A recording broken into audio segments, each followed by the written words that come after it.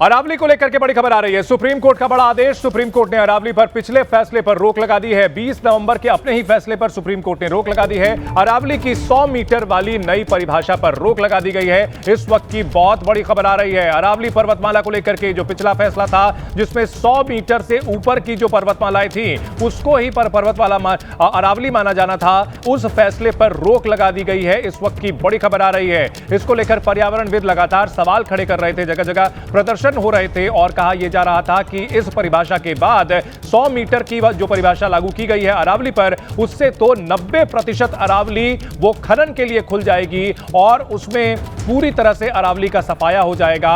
और अब supreme court ने अपने पिछले आदेश पर रोक लगा दी है, यानी फिलहाल किसी भी तरह की छेड़छाड़ नहीं होगी अरावली से। जो अभी मौजूदा स्थिति चल रही है वो चलती रहेगी। अरावली पर्वतमाला को लेकर पर्यावरणविदों की जो चिंताएं थी, स्थानीय लोगों की जो नाराजगी थी, उसके बाद इस फैसले पर बड़ा सुप्रीम कोर्ट की ओर से आदेश आया है। पिछले फैसले पर रोक लगा दी गई है। अंकित इस पर डिटेल बताने के लिए हमारे साथ मौजूद हैं। अंकित, एक्सप्लेन करें कि इस फैसले का अब क्या मतलब है। 100 मीटर वाली परिभाषा जो है उस पर रोक लगा दी गई है, ये स्थायी रोक है या अंतरिम रोक है?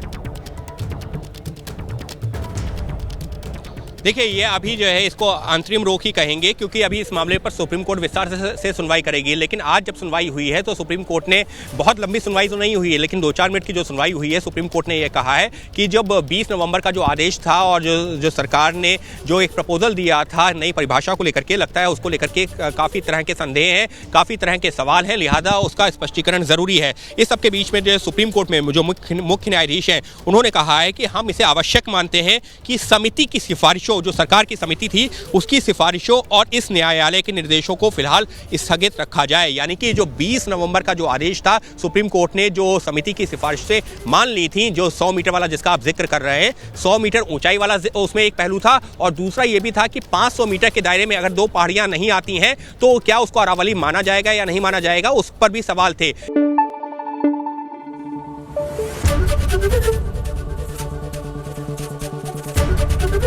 एबीपी न्यूज आपको रखे आगे।